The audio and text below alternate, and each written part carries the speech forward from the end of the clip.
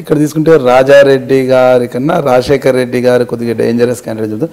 మన రాజశేఖర్ రెడ్డి గారికి జగన్మోహన్ రెడ్డి గారికి వ్యత్యాసం ఏమంటారు? జగన్మోహన్ రెడ్డిలో I'm not seeing a politician.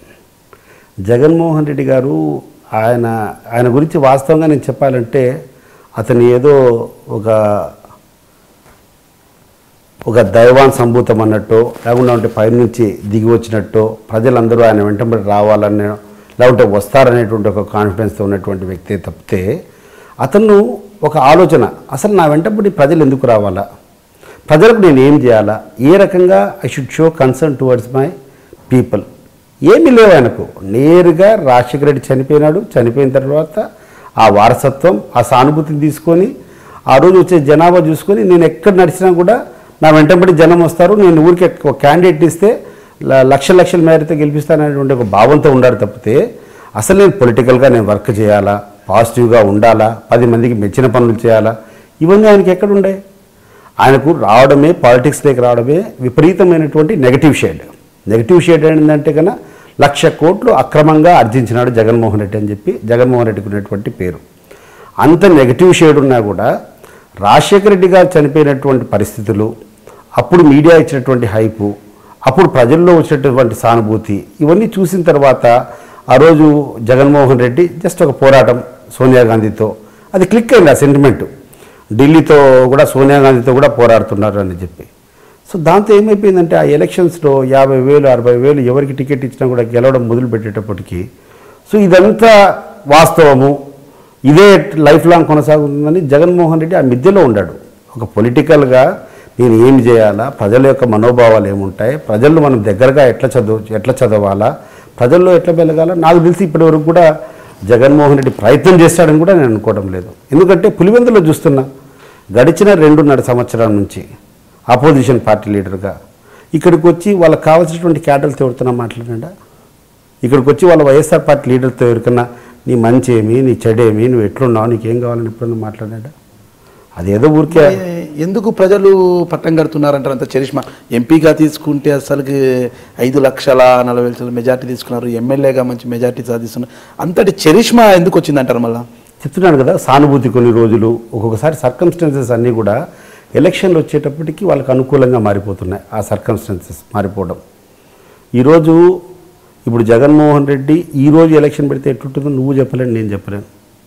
కానీ జగన్మోహన్ రెడ్డి జైలుకు పోయిన తర్వాత 18 బై ఎలక్షన్స్ జరిగినాయి. 18 బై ఎలక్షన్స్లో కూడా 1-2 సీట్లు తప్పితే మిగతా 16 సీట్లు కూడా వైఎస్ఆర్ కాంగ్రెస్ పార్టీ విపరీతమైన మెజార్టీతో 30,000 50,000 60,000 ఎంత కావాలంటే అంత మెజార్టీతో గెలిచింది. తర్వాత 2014లో మళ్ళీ 16 స్థానాలు ఎన్నికలు జరిగినాయి. జరిగితే 2 సీట్లు మినహాయించి కడప జిల్లాలో ఉన్నటువంటి రాయచోటి, రైల్వే కోడూరు తప్ప మిగతా 14 స్థానాలు కూడా విపరీతమైనటువంటి మెజార్టీతో ఓడిపోయినారు. సో పాలిటిక్స్లో ఏది కూడా శాశ్వతం కాదు. కానీ నీ పొలిటికల్ యాంగిల్ ఏంది, నీ పొలిటికల్ మైండ్ ఏంది, నువ్వు ప్రజలతో ఎట్లా మమేకమవుతావో, నువ్వు పార్టీ సిద్ధాంతాలు ఏంది, ఇవన్నీ నేను జగన్మోహన్ రెడ్డి చూసినప్పుడు అసలు చంద్రబాబు నాయుడులో 1/10 కూడా అతను ఉన్నాడని చెప్పి నేను అనుకోవడం లేదు. అండ్ ప్రత్యేకంగా నేను పులివెందుల్లో ఆయన ప్రవర్తిస్తున్నటువంటి తీరు చూసిన తర్వాత అసలు రాజకీయాలంటే ఈయనకు అవగాహన ఉందా లేదా అని చెప్పి కూడా నా డౌట్. పులివెందుల్లో ఆయన ప్రవర్తన ఎలా ఉంటుందంటారు? ఏం లేదు, ఇప్పటికైతే ఈ రోజుకైతే నేను ఎటువంటి ఆయనతో పాజిటివ్ చూడలేదు, నెగిటివ్ చూడలేదు. ఇక్కడ మీరు అంటున్నారు రాయచోటి రైల్వే కోడ్ అంటున్నారు కదా, అంటే 2014 ఎన్నికల్లో రాజంపేట మినహాయించి అన్ని స్థానాలు వాళ్ళే గెలిచారు కదా అసెంబ్లీ ఎన్నిక. అవును. ఈ రైల్వే కోడ్ రాయచోటి అనేది ఏమంటారు? రైల్వే కోడ్ రాయచోటి ఏంటంటే ఇప్పుడు 2014 ఎన్నికల్లో మీరు రాయచోటి రైల్వే కోడ్ను మినహాయించి అన్ని ఓడంపోయినారంటున్నారు. కానీ 2014 ఎన్నికల్లో రాజంపేట మినహాయించి అన్ని వైఎస్ఆర్సీపీ వశమయ్యాయి కదా. అవును, కడప జిల్లాలో ఎందుకంటే ఒక రకమైనటువంటి డెవలప్మెంట్ ఇక్కడ జరిగిందనేది ఒకటి, ఇంకా ప్రజలు బయటపడలేదన్నమాట. ఇక్కడ ఇంకా ఆయన ముఖ్యమంత్రి అవుతాడేమో, ముఖ్యమంత్రి అయితే ఇక్కడ ఉన్నటువంటి వాళ్ళ ఆస్తులకు కానీ ఇక్కడ ఉన్నటువంటి అనేక ఇన్ఫ్రాస్ట్రక్చర్ పెరుగుతుందనేటువంటి ఒక భావన ఉంది. సో ఆ తర్వాత ఇంకోటి ఏంటంటే పెద్ద కలిసి వచ్చిన అంశం జగన్మోహన్ రెడ్డికి పాలిటిక్స్లో క్యాస్ట్ పాలిటిక్స్ కూడా ఒక ప్రముఖ పాత్ర వహిస్తూ ఉంది. దీంట్లో ఒక రెడ్డి ఓటర్స్ అనేవాళ్ళు ఎక్కువ మంది they have tilted towards YSRCP. గడిచిన 2014లో జరిగినటువంటి ఎన్నికల్లో రెడ్లు ఎక్కువ శాతము వైఎస్ఆర్ కాంగ్రెస్ పార్టీకి మద్దతు ఇవ్వడం జరిగింది. మైనారిటీస్ ముస్లిమ్స్ ఎక్కువ శాతము వైఎస్ఆర్ కాంగ్రెస్ పార్టీకి ఓటేయడం జరిగింది. అదే రకంగా క్రిస్టియన్ ఓటర్స్. సో ఈ 3 ఓటింగ్ శాతం ఎక్కడెక్కడ ఉన్నాయో అక్కడంతా కూడా కొన్ని మంచి ఫలితాలు వైఎస్ఆర్ కాంగ్రెస్ పార్టీకి వచ్చింది. అదే పొలిటికల్ స్ట్రక్చర్ కర్నూలుకు కడప జిల్లాకు సంబంధించి 2 చోట్ల కూడా ఇవన్నీ ఈ కాంబినేషన్ ఎక్కువ ఉన్నాయి. ఏది ముస్లిమ్స్ కానీ రెడ్డి ఓటర్స్ కానీ అటువంటి చోటంతా కూడా YSR Congress party he's done well.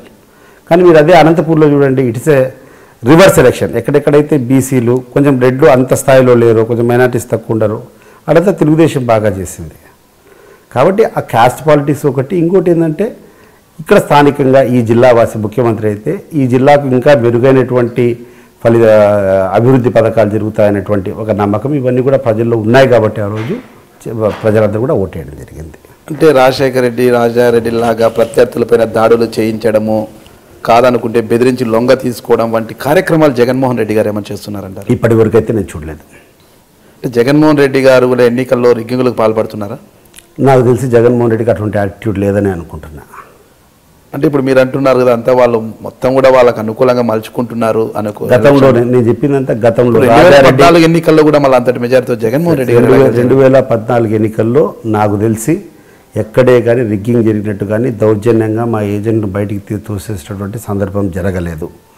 జరగకపోయినప్పటికీ కూడా లోపాయికారిగా మా యొక్క అభ్యర్థులు ఎక్కడైనా మా ఏజెంట్ ఉంటే వాళ్ళు కొన్నారు అనేటువంటి విషయాలు కొన్ని బూతులో నాకు తెలిసినాయి. బట్ ఏ మాటకు ఆ మాట చెప్పాలా, ఖచ్చితంగా ఆ ఎలక్షన్స్లో 2014 జరిగినటువంటి ఎలక్షన్స్లో జగన్మోహన్ రెడ్డికి పాజిటివ్ ఓట్ వాళ్ళు కావాలని జనం వేశారు. అంటే జగన్మోహన్ రెడ్డికి అభిమానంగా వేశారంటారా? అది అభిమానం అనుకోవచ్చు, లేకుండా ఉంటే ఆయన ముఖ్యమంత్రి అయితే నియోజకవర్గము లేకుంటే ఇక్కడ ఉన్నటువంటి ప్రజలందరూ కూడా బాగుపడతారనేటువంటి ఒక కోరిక కూడా అయి ఉండొచ్చు. సీనియర్ నాయకుడైన సతీష్ రెడ్డి గారు గెలిచి ప్రభుత్వం రాష్ట్రంలో తెలుగుదేశం ప్రభుత్వం మంత్రి పదవి ఇస్తారేమో, ఆయన మంత్రి అయినా కూడా నియోజకవర్గం అభివృద్ధి చెందుతుందన్న ఒక ఆలోచన ప్రజలకు లేదంటారా? ఖచ్చితంగా ఒక మంత్రి స్థాయి వేరు, ఒక ముఖ్యమంత్రి స్థాయి వేరు. ఒక ముఖ్యమంత్రి అనుకుంటే ఏమైనా చేయొచ్చు. 24 మంది మంత్రులు 25 మంది మంత్రులు మనం పెట్టుకోవచ్చు అనుకుంటా. ఇప్పుడు క్యాబినెట్లో 27 అనుకుంటా. 27 మంది మంత్రులను కూడా ఏ నిమిషమైనా ఏ మంత్రినైనా తీసేయచ్చు, ఏ శాఖ కావాలంటే ఆ శాఖ ఇచ్చేయచ్చు. అంత పవర్ చీఫ్ మినిస్టర్లో ఉంటుంది. సో ముఖ్యమంత్రి స్థానాన్ని ఒక మంత్రి స్థానంతో ఎవరు కూడా కంపేర్ చేయలేరు. కాబట్టి డెఫినెట్గా ఒక ముఖ్యమంత్రి అవుతారు, ఒక ముఖ్యమంత్రి అయ్యే అవకాశం ఉందనేటప్పుడు దానికి ఎక్కువ మంది మొగ్గు చూపేదానికి అవకాశం. అంటే జగన్మోహన్ రెడ్డి 1,00,000 కోట్లు సంపాదించాడు, 1,00,000 కోట్లు సంపాదించాడు ప్రతి ఒక్కసారి మీరు అన్నారు. ఇప్పుడు అంటే అది ఆరోపణనా వాస్తవమా? 100% వాస్తవం.